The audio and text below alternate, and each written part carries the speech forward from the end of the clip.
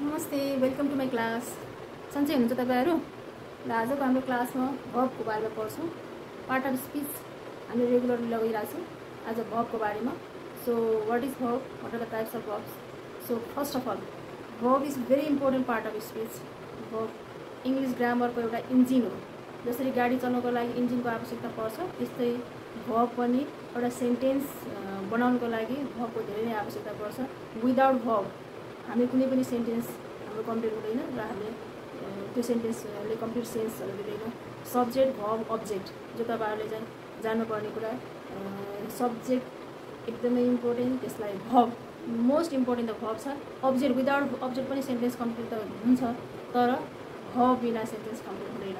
Verb भनेको क्रिया, काम, जति पनि कामहरू छ, खानु, खेल्नु, बस्नु, पढ्नु, उफ्रिनु, सुत्नु, रुनु, सबै भर्ब हो। यो क्रिया हो, यो काम हो। यो लगाएर हामीले सेन्टेन्सलाई एउटा कम्प्लिट सेन्स दिएको हुन्छ। एउटा मैले भनिसकेँ, without verb means our sentence will not complete. त्यसैले that's why verb is a part of engine in English grammar. Okay, let's start the verb.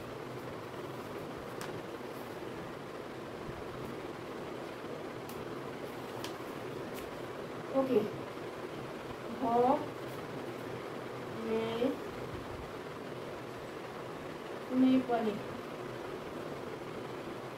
वस्तु, व्यक्तिको काम गराइलाई देखाउँछ। ओके, अब काम भनेर बुझ्ने सबै शब्दहरूलाई भर्ब भन्न सकिन्छ। काम तपाईँलाई बुझ्नको लागि काम भनेर बुझिने सबै शब्दहरूलाई भर्ब भनेर चिन्न सकिन्छ। ओके, जस्तो तपाईँहरूले खानु, पढ्नु, खेल्नु, नाच्नु,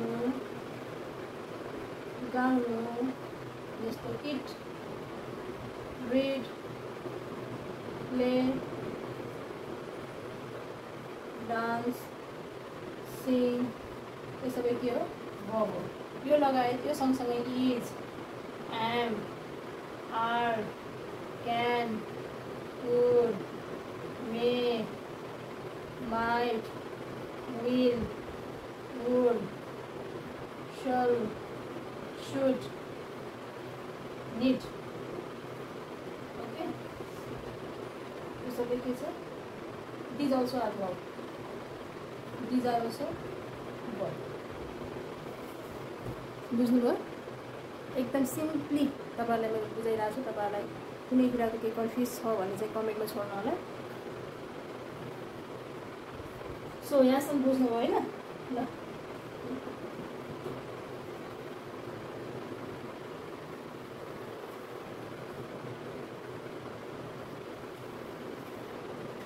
आउनुहोस् होला। The word which show the relation or state of being are called verb. Okay, यहाँ हेर्नुहोस्, subject plus verb plus object sentence हुन्छ होइन। यो विदाउट अब्जेक्ट सेन्टेन्स कम्प्लिट गर्छौँ हामी। त्यो अब्जेक्ट नभए पनि हाम्रो चाहिँ सेन्टेन्सले सेन्स दिन्छ। लगभग के अरे, ही प्ले, तर विदाउट भर्ब सेन्टेन्स कम्प्लिट, ही प्ले। ओके, यो के भयो? दिस इज द भर्ब है। He प्लेज हुन्छ, he plays भन्दा हैन, he cooks, यो पनि के भयो, this is also verb है। अब यसमा हामीले he plays a ball भएको भए के हुन्थ्यो, यहाँ फेरि a ball भनेर इन्डिकेट गरेको भए यो के हुन्थ्यो, अब्जेक्ट हुन्थ्यो। So verb is very important to complete the sentence. So अब हामी चाहिँ kinds of verb, आज हामी मेन kinds of verb यहाँ हामीले आज पढ्ने भनेको तपाईहरुलाई चाहिँ एकदमै जान्नुपर्ने एउटा चाहिँ मेन verb र एउटा चाहिँ helping verb। Okay, auxiliary verb पनि भन्छौँ हामी। Main verb, what is the main verb र what are the helping verb तपाईले युज गरिराख्नु भएको हुन्छ सेन्टेन्समा, तर कुन चाहिँ मेन verb हो कुन चाहिँ हेल्पिङ verb हो तपाईहरुलाई कन्फ्युज हुन्छ।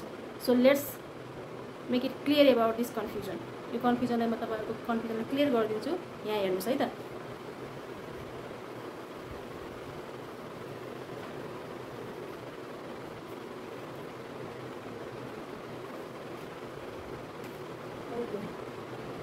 Kinds of verb.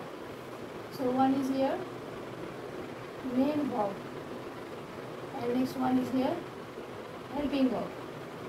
हामी यसलाई एक्जिलरी verb पनि भन्छौँ। यसलाई के भन्छौँ, प्रधान क्रिया। यो के हो त, सहायक क्रिया।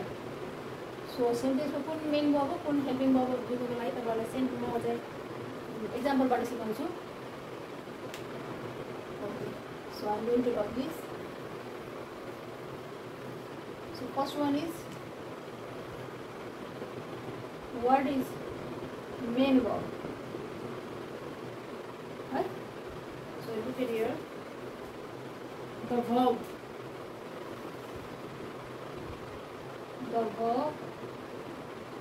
used alone or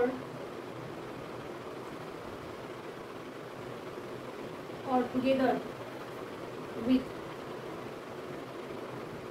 helping verb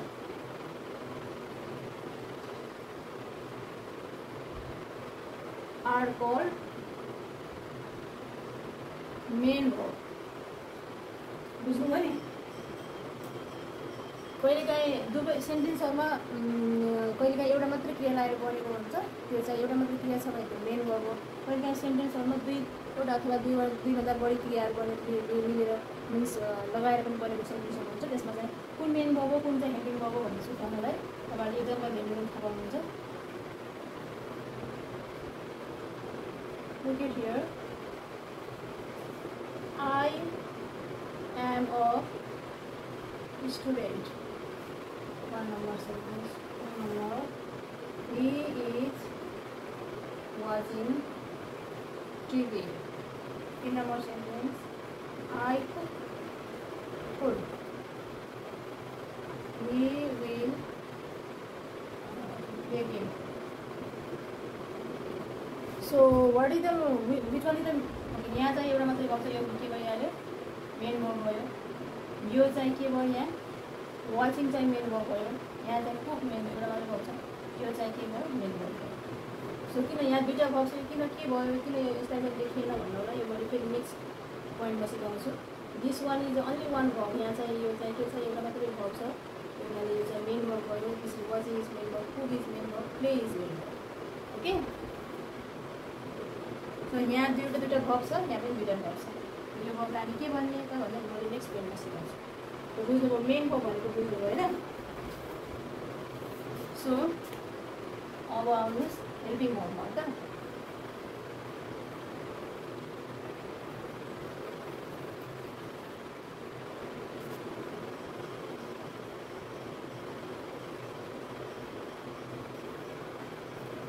हेर्नुहोस्,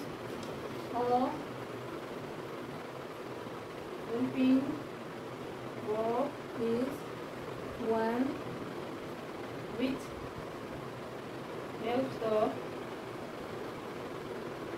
main verb to form a tense, voice, mood. Okay, जो मेन वर्बलाई हेल्प गर्न आउँछ सेन्टेन्समा प्रधान क्रियालाई हेल्प गर्न आएको हुन्छ, सहयोग गर्न आउँछ, त्यसलाई हामी के भन्छौँ? प्रधान क्रियालाई सेन्टेन्स प्रधान क्रियालाई हेल्प गर्न आउँछ, के आउँछ? Helping verb. तपाईँहरूलाई सेन्टेन्सबाट देखाउँछु मैले। जस्तो हि इज, अघि बनाएको sentence, he is watching TV, यसमा चाहिँ के छ? Is. Is is what? Helping verb. Watch भनेको फेरि त्यो मेन भर्ब हो। जस्तो I have done my work, यहाँ पनि दुईवटा बस्छ, तर have is the helping verb. Okay, number I am writing an essay. This aim is what? Helping verb. तर यहाँ दुईटा छ, हेल्पिङ मेन भर्बलाई हेल्प गर्न आउँछ भने त्यसलाई चाहिँ हामी चाहिँ हेल्पिङ भर्ब आउँछ, एक्जुलेटिभ भर्ब पनि भन्छ है त। ल हेर्नुहोस्,